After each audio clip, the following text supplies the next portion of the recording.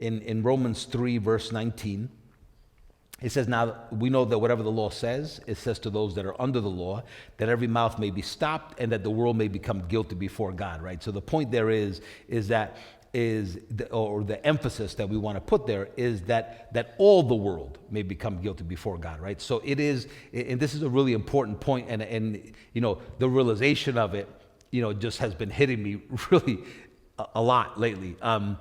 All, right? That it's not, the comparison between people is really a futile thing, right? Because why in the world would you ever compare yourself to someone that needs Jesus just as much as you do, right? Like, they don't need Jesus more than you do, and you don't need Jesus more than they do.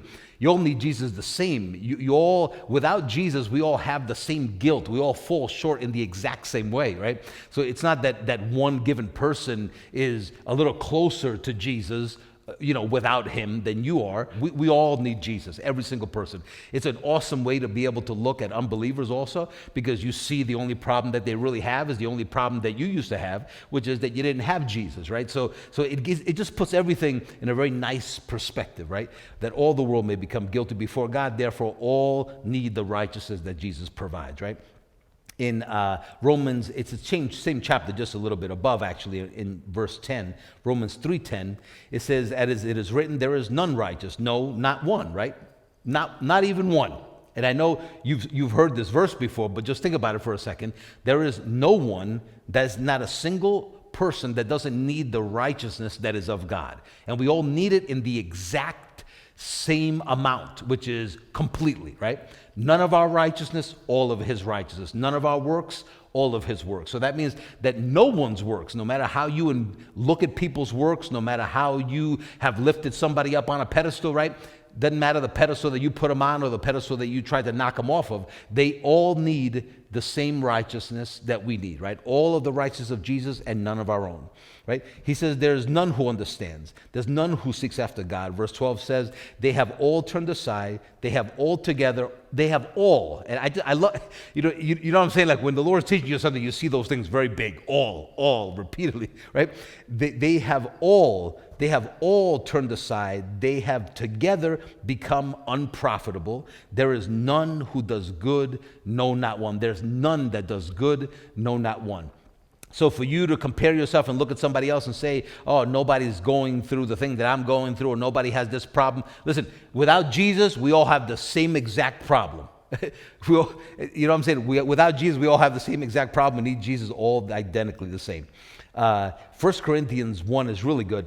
1 Corinthians 1:26. I just want, as we read this real quick, just focus on the opposite, right? Not just the weakness, but what he wants to do with the weak of the world. Essentially what he wants to do is he wants to confound the wise. He wants to confound the mighty. He wants the mighty of this world that believe themselves to be mighty. He wants the wise of this world who believe themselves wise to look at you and look at your life and say, my gosh, look at the wisdom coming from that person's mouth, right?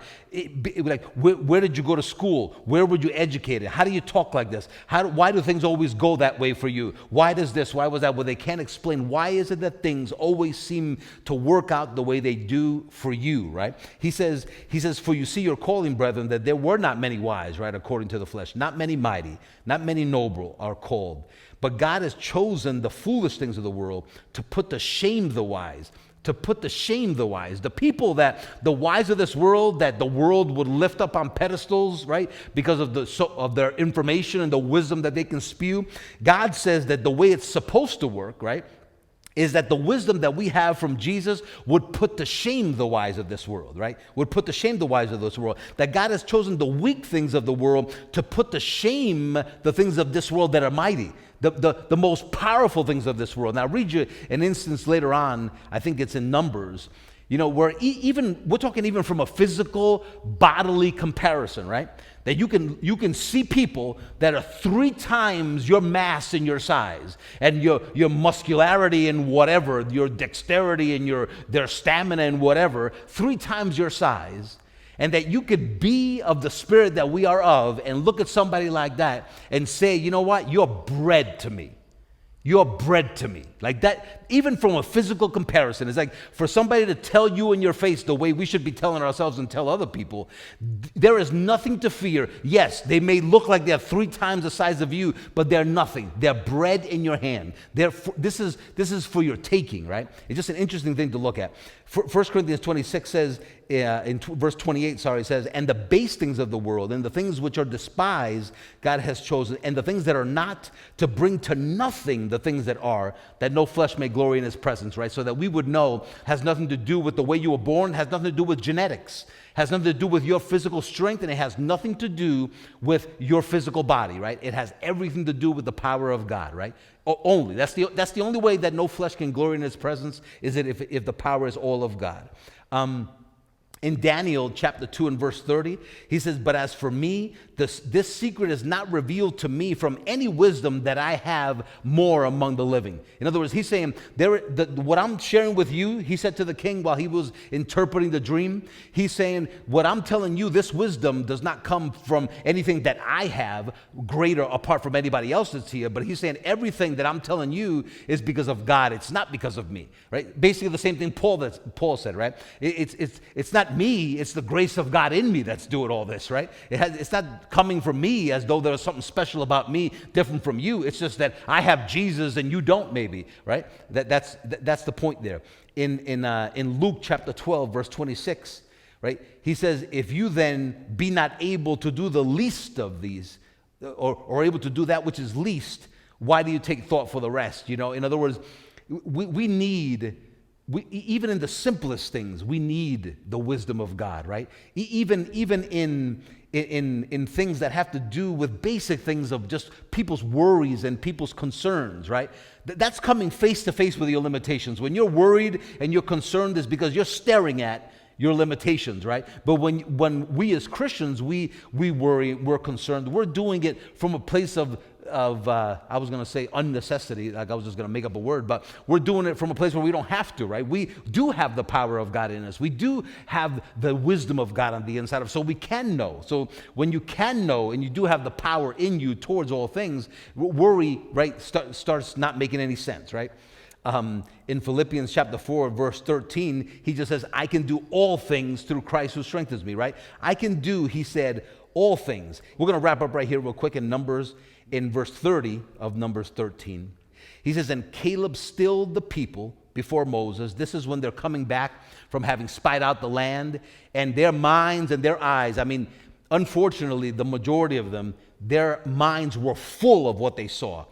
And even though they saw a very prosperous land, even though they saw a very beautiful land, it happened to them the same way it happens to us many times, that you behold things that are beautiful in this world. You behold things that are of a large magnitude, and you look at them and you say, you know, I'm too small for this. I can't do that, right?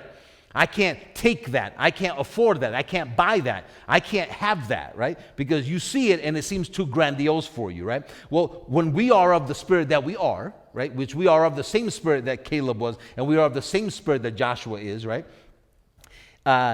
Caleb, he stilled the people that were before Moses, and he said, let us go up at once and possess it, because we are well able to overcome it. Well able. I mean, how do you say that about people that are 3 times your size, right? For most, I mean, these were giants, right? These were giants of people, right? So and a multitude of them. So how do you say so confidently and so easily, let it roll off your tongue, to say we are well able? There's a reason for that, because then in verse Numbers 14, verse 8, Numbers 14:8, he says, if the Lord delight in us, right? If he's pleased with us, right? And that's only by faith, then he will bring us into this land and give it to us. He'll bring us into this land and he'll what? He'll give it to us. You're not taking it, he'll give it to you. He's going to give it to us, a land that flows with milk and honey. Only rebel you not against the Lord. In other words, don't be unbelieving. Only rebel not against the Lord. Neither fear the people of the land, for they are bread for us. Their defenses departed them, and the Lord is with us. Fear them not, right? That's the beautiful thing. It just gets all my hair standing up on my arms, right? He says they are bread for us, right? They are bread for us. Their defense has departed from them. And in other words, they have no strength compared to what we have. Then it comes to light a little bit, right? When he says that greater is he that is in you presently today than he that's in the world, right? Bread for you. In other words, these things that the Lord has, that you see today as an obstacle, that you see today as something that is above you, actually is beneath you, right? That what you see that is above you, overcoming what a mountain, right, is actually beneath your feet. If we were able to show you something about Jesus today, subscribe and share this with someone else so that we can get this awesome truth out to the world.